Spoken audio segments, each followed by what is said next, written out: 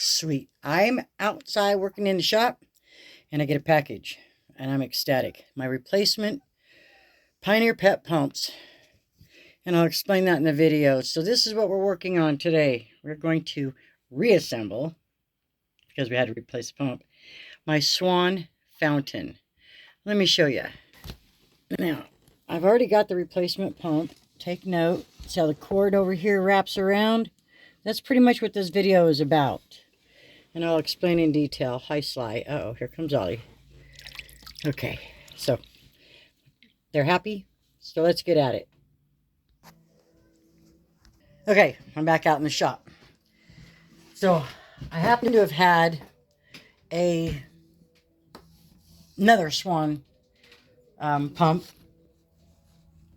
because I had the pump go bad. I found out it was cheaper to replace the Swan Fountain than the pump. Maybe it wasn't at the time. Maybe that's just what I ended up researching and finding out. So I'm going to break this open and I'm going to teach you, and we're going to have a discrepancy, in my opinion, on how to install the Swan Fountain by Pioneer Pet. This is not sponsored by them.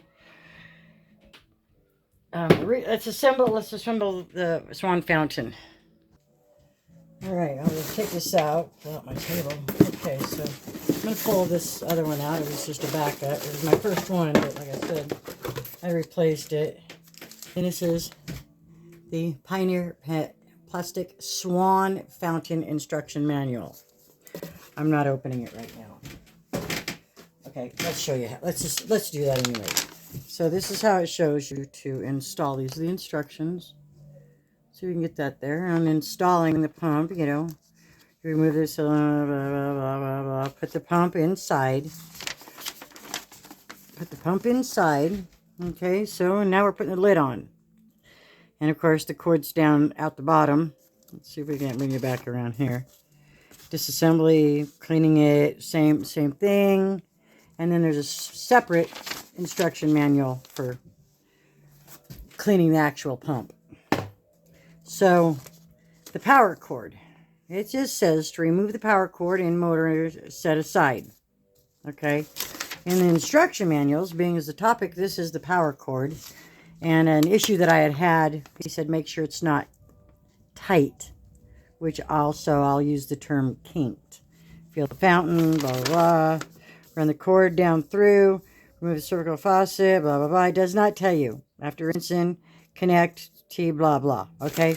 So, useless for assembling the Swan Fountain. Basics, yes. But for technicality purposes and, well, I'll show you.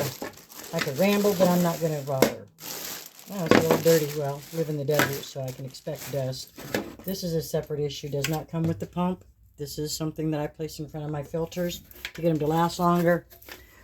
And then I just pull it out and rinse it off every day. So this is dirty, but that's okay. A little dusty. I'm going to take, and I'm going to show you a box where I put two pumps that are defective.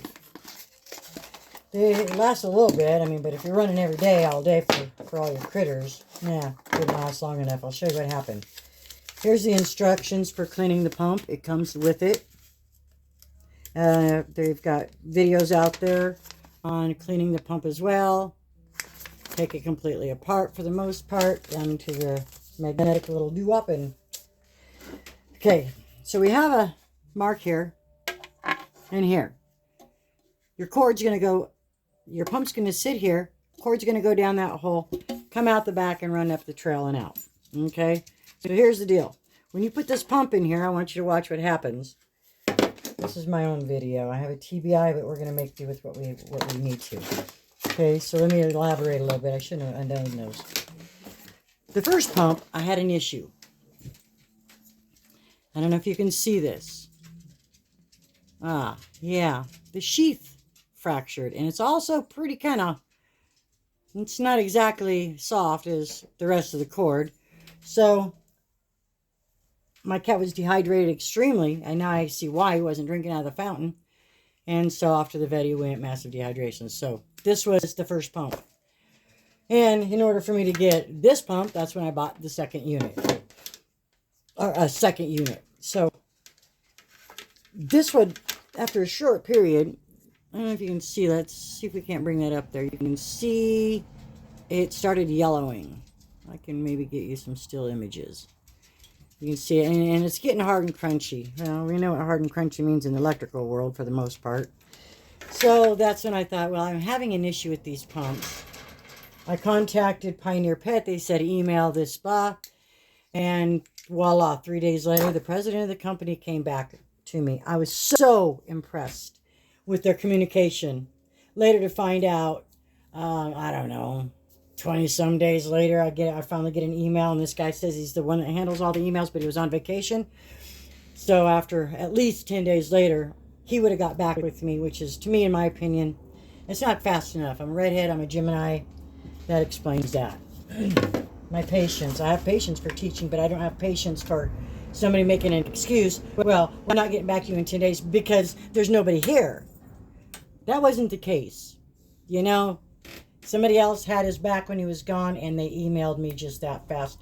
And over a few days of dialogue, and I made videos, and I sent videos, and he gave me the instruction of cleaning, and he explained how the cords can be turn yellow due to minerals and calcium, which is definitely could have been the case here.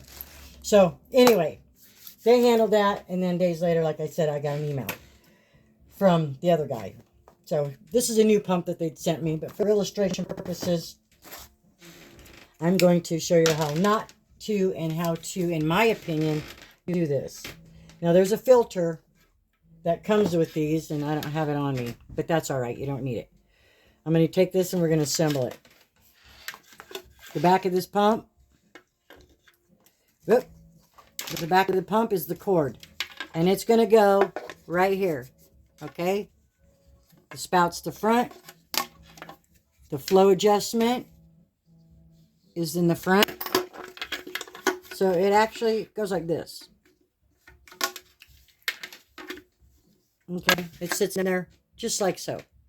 And then this cord is supposed to feed on down the hole. Let's see if we can do this.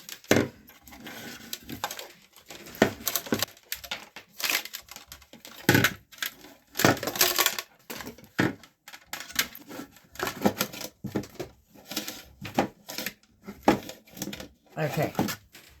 So here we are. All right. Back, front.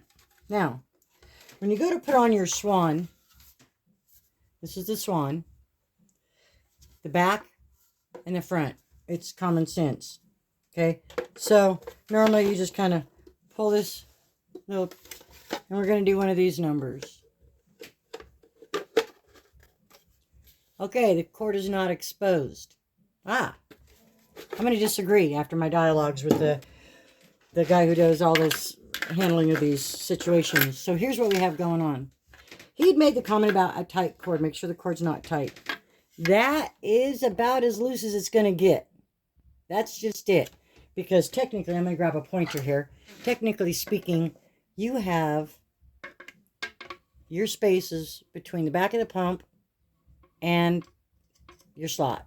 Okay, from here to here. This isn't working. So, get my fat fingers in there. This has to be pushed up to give you that clearance. And that, people, that causes what I call in the electrical field a kink. Okay? Now, I came out here and I was messing around with it. And so I thought I'll make a video. I don't mean messing around. I mean installing the new pump and then in the other fountain. Okay, so we're going to reroute this. I pulled this up, gave it a lot of slack, brought it around. I'm making it to where this cord,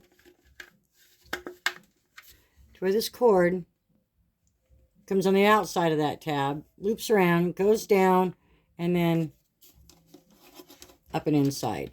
Okay, but we need slack. This 90 degrees, that's not going to be a kink. Let's see if we can't turn that where you can see it. That's just kind of going in there. All right, but what you need is enough slack. So this will go down to the bottom. And then underneath the Swan Fountain, back up, and then in. Okay, so now that we have that ran, I'm going to go ahead and install that Swan. You can still see this wants to kink instinctively it wants to curve. So I keep pulling it back. I don't like that, but that's okay. It's what it is. Get that all in place. All right, now we're going to install the Swan Fountain. Okay, so outside of the cord there, stick her in the tab, push it down, push the front down, the back down, and now we can actually, from underneath, push the cord up and down if you think it needs more slack. But this way it will ensure that it doesn't kink any more than what their design allows it to kink. That's a gradual curve where it comes out, but it's not just going, okay? So that's my take. That is my take on the proper way to do it. This cord being seen, well, that's going to be a personal preference by people because the pet doesn't care. And the functionality of the pump, and to ensure we don't have kinking going on, which could be the case, that's a quote, won't be happening. So overall, the pumps seem to be pretty stout on the volume when you turn it up and turn it down. I do have one pump that it won't slide. Okay, and a quick little tidbit. When you go to clean your pumps, I'll throw that in here. Real simple. Pop this off. You clean it all. Then you pop your little door off. Little tab right here. You can see that. Pull it up. Okay, you're good there.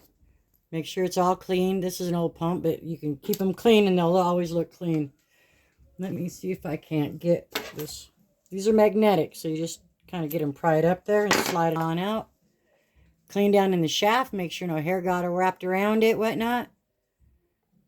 They have a special brush in their video to use, and it actually, I have one of those. I didn't buy it for that, for cleaning the pump. I just had it in my shop, so it works great for cleaning the pump. Then you just put this back in, spin it around a few times, get it to, like, set, magnetize. Slap this bad boy back on like this. Put this guy back on, like that. Replace your filter. And there you have it. So, video done.